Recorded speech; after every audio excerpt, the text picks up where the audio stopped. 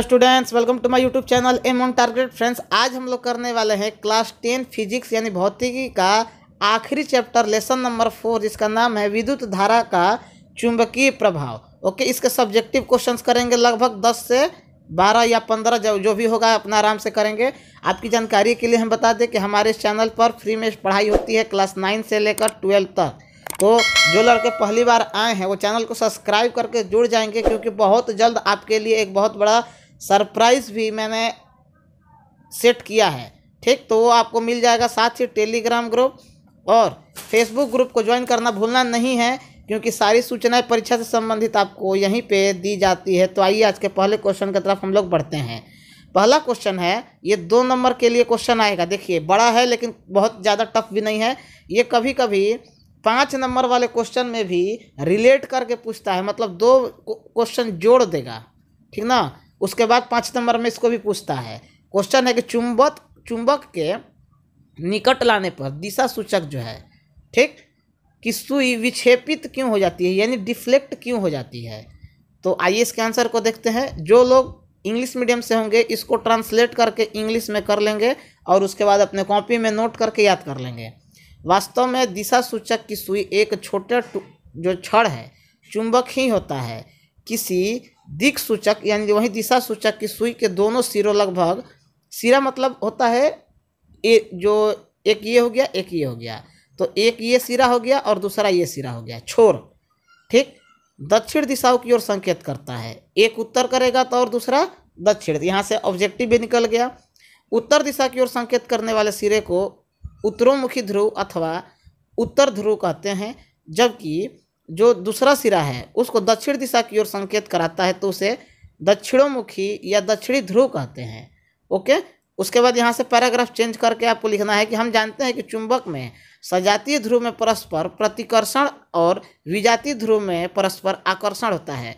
मतलब same charge रहेगा तो वो रिपेल करेगा, यानी एक दूसरे को दूर ढकेला, लेकिन अपोजिट चार्ज रहेगा तो एक दूसरे को अट्रैक्ट करेगा, ठीक ना, ध्यान रखिएगा। अतः चुंबक के निकट लाने पर दिशा सूचक की सुई विक्षेपित हो जाती है, क्योंकि सेम चार्ज दोनों ओर इधर भी और इधर भी होने के कारण वो डिफ्लेक्ट होने लगता है। तो ये क्वेश्चन बहुत ज़्यादा टफ नहीं है, आप लोग इसको 2-3 बार पढ़ लेंगे तो भी आपका काम हो जाएगा। आइए क्वेश्चन नंबर 2 देखते हैं कि चुंबकीय क्षेत्र रेखा के गुणों की सूची बनाइए।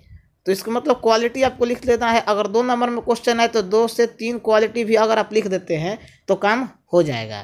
तो आइए, पहला गुण है कि ये काल्पनिक रेखा चुंबक के उत्तरी ध्रुव से निकलती हैं एवं दक्षिणी ध्रुव पर जाकर समाप्त हो जाती हैं, पहला, ठीक। दूसरा है कि ये क्षेत्र रेखा परस्पर प्रतिच्छेदित नहीं करती हैं। प्रतिच्छेदित मतलब काटती नहीं हैं। इन रेखा के किसी बिंदु पर स्पर्श रेखा की दिशा चुंबकीय क्षेत्र की दिशा को दर्शाती है। ओके, ज़्यादा इसमें तामझाम नहीं करना है, एकदम शॉर्ट में बेस्ट लिखना है, क्योंकि परीक्षा में टाइम मैनेजमेंट बहुत बड़ा रोल प्ले करता है। मैं आप लोगों को हरदम बताता हूँ। आइए अगला क्वेश्चन, फ्लेमिंग के वाम हस्त नियम यानी फ्लेमिंग लेफ्ट हैंड रूल 2011 में भी क्वेश्चन आया है, 13 में भी, 14, 15, 16 लगातार ये आ रहा है और आने का पूरा चांस हमेशा लगा रहता है। तो आइए इसके आंसर को देखते हैं कि यदि हम वाम हस्त यानी बाएं हाथ के 3 चालक पर बल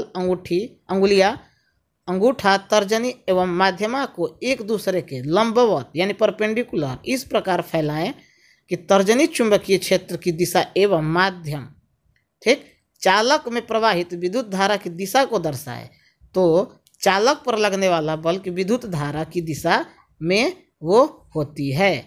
और इसका जो चित्र है ये आपके सामने है, देखिए।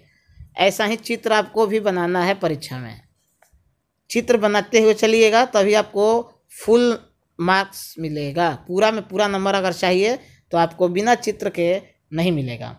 और ये क्वेश्चन आपको 5 नंबर में भी आता है, यानी लॉन्ग क्वेश्चन है, लॉन्ग वाला। आइए अगला क्वेश्चन देखते हैं। 2 नंबर के लिए क्वेश्चन आता है कि विद्युत मोटर यानी इलेक्ट्रिक मोटर किस सिद्धांत पे कार्य करता है या इसका सिद्धांत क्या है। तो आंसर है कि विद्युत मोटर का सिद्धांत, जब किसी कुंडली को चुंबकीय क्षेत्र में रखकर उसमें धारा प्रवाहित की जाती है, धारा यानी इलेक्ट्रिक करंट, तो कुंडली पर एक बल युग्म कार्य करने लगता है। युग्म मतलब होता है जोड़ा, ठीक, जो कुंडली को उसकी अक्ष पर घूमने का प्रयास कराता है, यदि कुंडली अपने अक्ष पर घूमने के लिए स्वतंत्र हो तो वह घूमने लगता है। यही विद्युत मोटर का सिद्धांत है। बहुत छोटा आंसर है, सटीक आंसर है। आप लोग अगर हिंदी वाले हैं तो यही आंसर नोट करके कॉपी में लिखते चलिए, और इंग्लिश वाले हैं तो आप लोग आराम से इस चीज़ को गूगल पे जाके गूगल लेंस से ट्रांसलेट कर सकते हैं, और सेम यही चीज़ इंग्लिश में भी आ जाएगा, आप आराम से उसको वहाँ से भी कर सकते हैं। आइए, विद्युत जनित्र यानी इलेक्ट्रिक जनरेटर का सिद्धांत 2 नंबर में भी यही सभी क्वेश्चन में करवा रहा हूँ, और ये सभी के सभी क्वेश्चन हरदम पूछे जाते हैं। तो विद्युत जनित्र का सिद्धांत, जब किसी बंद कुंडली को किसी शक्तिशाली चुंबकीय क्षेत्र में तेजी से घुमाया जाता है तो उसमें से होकर गुजरने वाली चुंबकीय फ्लक्स में लगातार परिवर्तन होते रहता है, जिसके कारण कुंडली में एक विद्युत धारा प्रेरित होती है। ठीक, कुंडली को घुमाने में किया गया कार्य ही कुंडली में विद्युत ऊर्जा के रूप में परिणत होता है, यानी उत्पन्न एक प्रकार से कह सकते हैं इसको हो जाता है। तो VVI क्वेश्चन है, ये सभी के सभी जितने भी क्वेश्चन हम करवा रहे हैं पहले इनको करिएगा, उसके बाद आपको जो उचित लगे वो कीजिएगा, लेकिन मेरा रिक्वेस्ट आपसे यही है कि पहले इसको कर लीजिएगा।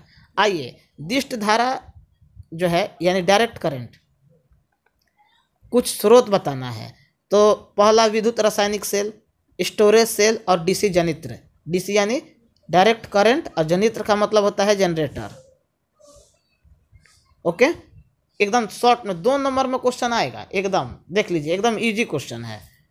आइए, प्रत्यावर्ती धारा यानी AC करंट, इसका भी देखते हैं। AC जनित्र, ताप शक्ति विद्युत, जल विद्युत में और न्यूक्लियर रिएक्टर में। एकदम शॉर्ट क्वेश्चन भी मैं आपको दिया हूँ ताकि आपको यही नहीं लगे कि खाली भारी भारी क्वेश्चन याद करवा रहे हैं। आइए, अगला क्वेश्चन, चुंबकीय क्षेत्र को उत्पन्न करने के लिए 3 तरीके बताइए, ठीक, जिससे उत्पन्न किया जा सके। तो पहला तरीका है अस्थायी चुंबक यानी परमानेंट मैग्नेट, विद्युत धारा यानी इलेक्ट्रिक करंट, और तीसरा है गतिमान आवेश, यानी आवेश को बोलते हैं चार्ज, पार्टिकल्स। ओके, याद रखना, छोटा छोटा है लेकिन पूछा जाने वाला है। नेक्स्ट क्वेश्चन, आइए, भूसंपर्क तार यानी अर्थिंग क्या है? धातु के आवरण वाले विद्युत संयंत्रों को भूसंपर्कित करना क्यों आवश्यक है? मतलब हम लोग अर्थिंग क्यों लगाते हैं, इसका क्या उपयोग है और क्यों लगाना चाहिए, इसमें यही पूछा गया है। तो आइए इसके आंसर को देखते हैं कि किसी विद्युत उपकरण के धात्विक भाग को, धातु वाले भाग को, धातु किसको बोलते हैं, मेटल वाले भाग को, तार की मदद से पृथ्वी के संपर्क करने वाले तार को भूसंपर्क तार कहते हैं। यह तार सुरक्षा यंत्र के रूप में विद्युत परिपथ में यानी इलेक्ट्रिक सर्किट में उपयोग में लाया जाता है। यदि किसी भी प्रकार के उपकरण में विद्युत धारा आ जाती है तो यह पृथ्वी को स्थानांतरित हो जाती है, मतलब ट्रांसफ़र कर देता है। इसीलिए लोटस टेम्पल आप अगर देखे होंगे दिल्ली वाला, तो उसके ऊपर एक छड़ लगा हुआ है कि अगर बिजली गिरे तो पूरा भूमि, ये जो है लोटस टेम्पल, वो टूटे नहीं। बिजली गिरने के बाद ये लोहे के माध्यम से पृथ्वी में, ठीक, चाहे इधर से जाए, चाहे इधर से जाए, चाहे इधर से कहीं से भी वो चला जाए, भवन को कोई नुकसान ना हो, ठीक, जिसके फलस्वरूप कोई दुर्घटना होने से बच जाती है। ठीक, बड़े बड़े आप देखेंगे बिल्डिंग्स के ऊपर एक छोटा सा लोहा लगाया हुआ रहता है, वो दुर्घटना से बचने के लिए। नेक्स्ट क्वेश्चन, मैक्सवेल के दक्षिणावर्त पेंच का नियम, very very important question, 5 number long answer है, और 2 नंबर में भी मिला के पूछेगा इसके साथ एक छोटा सा क्वेश्चन लगा के, तो इम्पोर्टेंट है 2 नंबर के लिए भी और 5 नंबर के लिए भी। आइए, यदि हम पेंच कसते हुए पेचकस को, पेंच कसते ही है, पेचकस जानते ही होंगे आप लोग, अब ऐसा तो शायद ही कोई होगा कि जो पेचकस पिलास ये सब नहीं जानता होगा, पकड़कर इस प्रकार घुमाए कि पेंच की नोक जो है, नोक धारा बहने की दिशा में चले, तो जिस दिशा में पेंच को घुमाने के लिए अंगूठा घूमता है वहीं चुंबकीय बल रेखा की दिशा होगी। अब यहाँ से आपको देखना है कि तार में विद्युत धारा नीचे से ऊपर की ओर बह रही है। ध्यान रखिएगा, पेंच की नोक को ऊपर की ओर चलाने के लिए दाहिने हाथ के अंगूठे को वामाव्रत यानी ऊपर से देखने पर चलाना पड़ेगा, यही चुंबकीय बल रेखाओं की दिशा होगी। ये आपका चित्र है, देखिए, फिगर आपको बनाना ही है, जहाँ 5 नंबर का क्वेश्चन आ जाए बिना फिगर के आपको पूरा नंबर नहीं मिलेगा। मैं साफ साफ शब्दों में, स्पष्ट शब्दों में बता दे रहा हूँ। और क्लास लाइक कोई कर दिया कीजिए आप लोग, ताकि हमको भी पढ़ाने में मज़ा आए। आप लोग शेयर वेयर कर नहीं रहे हैं, आप लोगों का स्थिति हम बेहतर बना रहे हैं, लेकिन आप लोग मेरा स्थिति बेहतर नहीं बना रहे हैं। आइए अगला क्वेश्चन है, चुंबकीय क्षेत्र में गतिशील आवेशित कण पर लगने वाले बल किन किन कारकों पर निर्भर करता है। ये क्वेश्चन 2017 के बाद 2019, 20 और लॉकडाउन में भी पूछा गया था। तो चुंबकीय बल में गतिशील आवेशित कण पर लगने वाला जो बल है, आवेश के परिमाण, चुंबकीय क्षेत्र के परिमाण, कण के वेग व इसकी गति की दिशा व चुंबकीय क्षेत्र की दिशा के बीच के कोण पर निर्भर करता है। ठीक, एंगल पे। पैराग्राफ यहाँ से चेंज कर देना है। यदि किसी गतिशील आवेशित कण का आवेश q यानी वेग, आवेशित कण का q यानी चार्ज जिससे होता है, वेग को v से मापते हैं, तथा b तीव्रता वाले चुंबकीय क्षेत्र की दिशा में थीटा कोण बनाता है, तब इसको हम इस प्रकार लिखते हैं, a बराबर बी क्यू और ये भी साइन थीटा, इसको दर्शा देना है। ठीक, ये थोड़ा लेंदी क्वेश्चन है लेकिन आने का चांस रहता है। आइए फराडे के विद्युत चुंबकीय प्रेरण के नियम को लिखिए। ये क्वेश्चन 5 स्टार वाला क्वेश्चन है, लॉन्ग है और हरदम पूछता है। तो देखिए, पढ़ रहे हैं, आराम से सुनिएगा, समझिएगा, उसके बाद छापने के चक्कर में पड़िएगा। फराडे के विद्युत चुंबकीय प्रेरण संबंधित 2 नियम हैं। ठीक, पहला है, जब किसी बंद कुंडली में से होकर जाने वाली चुंबकीय बल रेखा में परिवर्तन हो जाता है तो उस कुंडली में प्रेरित विद्युत वाहक बल उत्पन्न होता है, जो केवल उसी समय तक रहता है। ठीक, जब तक बहेगा तभी तक, जब तक चुंबकीय फ्लक्स में परिवर्तन होते रहता है। ठीक, अगर परिवर्तन रुका तो वो भी चीज़ रुका।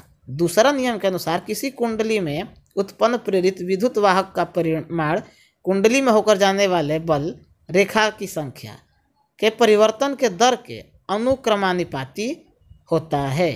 यदि किसी, पैराग्राफ चेंज यहाँ से, ठीक ना, यहाँ से पैराग्राफ चेंज, यदि किसी समय समानांतर डेल्टा टी के बाद उसमें से गुजरने वाले चुंबकीय फ्लक्स का मान, इसको फाई बोलते हैं, फाई 1 हो, तो देखिए ये सब आपको थोड़ा सा नोट करना पड़ेगा। अगर 5 में 5 चाहिए तो थोड़ा मेहनत करना पड़ेगा, इसको रट जाइए, एकदम रट जाना है, रट जाइए। अब बाय द वे अगर आप भूल जाते हैं परीक्षा में तो थोड़ा सा इधर उधर भी, अगर 1-2 इधर हो गया, इसको आप पहले लिख दिए और इसको इधर लिख दिए, तो भी टीचर समझ जाएगा कि लड़का जल्दबाजी में गलती किया है, इसको आता था। ठीक ना, और उसके बाद आपको ये वाला चित्र जरूर से बना देना है। ये वाला अगर आप बाय द वे छोड़ भी देते हैं, परीक्षा के हिसाब से मैं बता रहा हूँ, कॉपी में इसको जरूर नोट कीजिएगा, लेकिन इस चित्र को एकदम 100% बना के ही आना है। जितना नियम अभी मैंने बताया, सभी नियम में उसका चित्र इम्पोर्टेंट है, यानी फिगर, डायग्राम के साथ। ओके, और उसके बाद मैं उसी चीज़ को फिर से यहाँ पे बताया हूँ, क्योंकि 5 नंबर वाला क्वेश्चन है, तो जाहिर सी बात है आपको 100 से 120 शब्दों में आराम से लिखना ही पड़ेगा चित्र के साथ, तभी आपको 5 में 5 मिलेगा, नहीं तो नहीं मिलेगा भाई। जो बात है स्पष्ट है। तो आज इतना ही था क्वेश्चन, और बेस्ट ऑफ लक मेरे तरफ से आप सभी के लिए। और अब ध्यान रखिएगा, वीडियो लगभग जहां तक पूरा होगा 90% चांस है कि वीडियो रोज आएगा। और बहुत जल्द मॉडल पेपर आप लोगों का तैयार हो चुका है, उसका नोटिस आपको टेलीग्राम ग्रुप में पहुंच जाएगा। फेसबुक वाले ग्रुप को भी ज्वाइन रखिएगा, सारी सूचना वहीं पे जाती है। ओके, और मैं आपको ऑलरेडी बता ही चुका हूँ कि हमारे इस चैनल पर क्लास 9 से 12 तक पढ़ाई होती है। तो अगर आपके घर में भाई बहन रिश्तेदार कोई भी हो जो फ्री में पढ़ना चाहता है, ठीक है, तो आप उसको हमारे चैनल से जोड़ सकते हैं और मुफ्त में एक तैयारी करवा सकते हैं, जैसे आप लोग कर रहे हैं। ओके, तो मिलते हैं नेक्स्ट वीडियो में। अब हम लोग बायोलॉजी का सेक्टर करना शुरू करेंगे। ठीक है, बायोलॉजी में 6-7 ऐसे चैप्टर हैं जहाँ से बहुत ज़्यादा क्वेश्चन आते हैं, और बायोलॉजी में सबसे ज़्यादा क्वेश्चन पूछे भी जाते हैं आपके, चाहे वो ऑब्जेक्टिव हो चाहे सब्जेक्टिव हो। तो उस सेगमेंट को अच्छे से करना है, ये भी ध्यान रखिएगा। और पर्व बीत चुका है, अब आपको अच्छे से पढ़ाई करना है। ठीक है, सारा देश दुनिया मोह माया त्याग के पढ़ने पे लग जाइए। तो मिलते हैं नेक्स्ट वीडियो में, तब तक के लिए जय हिंद, जय भारत।